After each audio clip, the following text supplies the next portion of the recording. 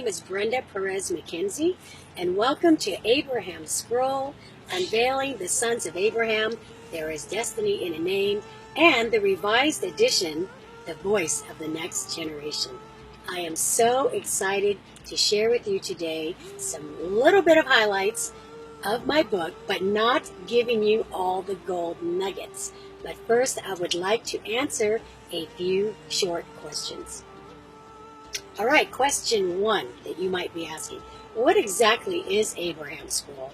And what is the term scroll used for in the context of this book? All right, well, here is the answer. Abraham and his scroll embodies his children. First of all, Isaac, then Ishmael, and the sons of Keturah. So those are the three scrolls embodied within Abraham. The term scroll in the context of this book refers to the life story of an individual and the unfolding of the destiny hidden within a person or family lineage. This is regarding their Hebraic name definitions. In this case, the three scrolls are revealed within Abraham, two scrolls through his sons Isaac and Ishmael, and of course the third through his wife Keturah. All the scrolls are intertwined together because they are bound by family ties, and that tie continues on throughout all of the descendants of Abraham. Keep in mind that each scroll reveals three different attributes of the Godhead, of Father, Son, and Holy Spirit.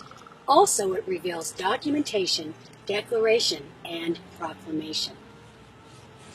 Within the revised edition of The Voice of the Next Generation, we will uncover more of Abraham's descendants with special focus on his grandchildren and great-grandchildren through the tribes of Israel and Keturah. Wow, very exciting stuff. We have Isaiah 45:3 that says this, I will give you the treasures of darkness and the hoards in secret places, that you may know that it is I, the Lord, the God of Israel, who will call you by name. That is why these names in Hebraic are so important. God is still revealing revelation and secrets even to this day concerning his word. Question 2. Why are these Hebraic names important, and how do they impact us today?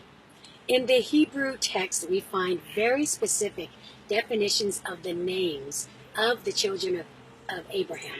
And when we read them through their birth order, the Hebraic meanings unveil a prophetic yet poetic story which reveals a different facet of the Godhead.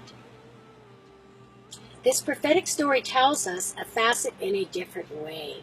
And then we find confirmation of many things we may have already have revelation of. However, there are quite a few surprises along the way amongst them that would be, I believe, quite shocking and controversial. The main one that I am speaking of is regarding Abraham's firstborn son, Ishmael. And what is so important about Ishmael, you might ask? Wasn't he the mistake? Very interesting, isn't it? That a mistake could take precedence amongst these scrolls. In the account of Ishmael, we find his interesting story and his life regarding his father Abraham and his stepmother, basically, Sarah. Wow, what an interesting story. We find that as one may have to wait a long time for promises, haven't any of us, we all have, been waiting for many things for a very long time. Promises that have sat on the shelf for a long time. Abraham's promise of the promised son to come sat on the shelf for many, many, many, many years, past childbearing years. So, I think they got a little impatient and they moved ahead of God's timing, right? It definitely happens. Many of us have done that. However, even though Abraham and Sarah were out of timing with Ishmael, and of course we may call that a mistake, how many of us have moved out of timing? We all have at some point in our lives.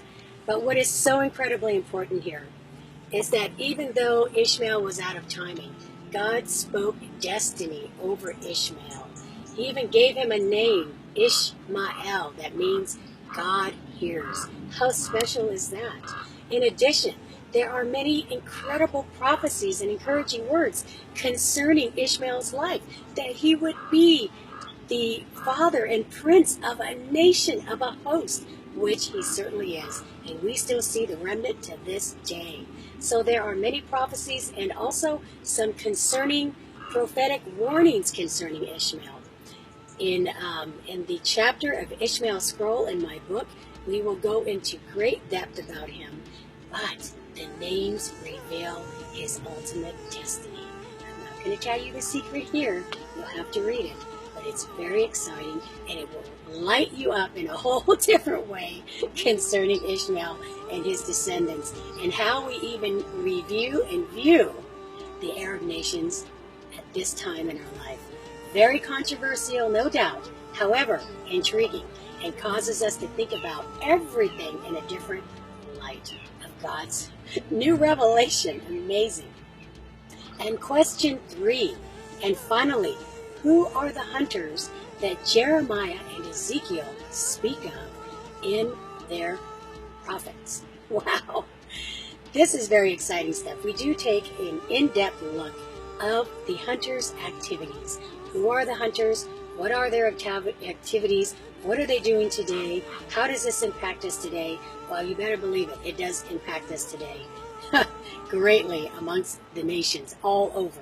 And we will go into great depth to share some of the revelations from the hunters' activities. All right. So we see that the voice of the next generation speaks to the continued family line of the tribes of Israel, their grandchildren, and their great-grandchildren. We will also take a fascinating look at Esau and what his family names mean. Well, I talk about controversial. Very interesting.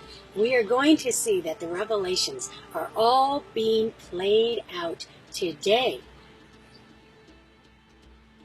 There is destiny in a name, and it's still speaking to us today.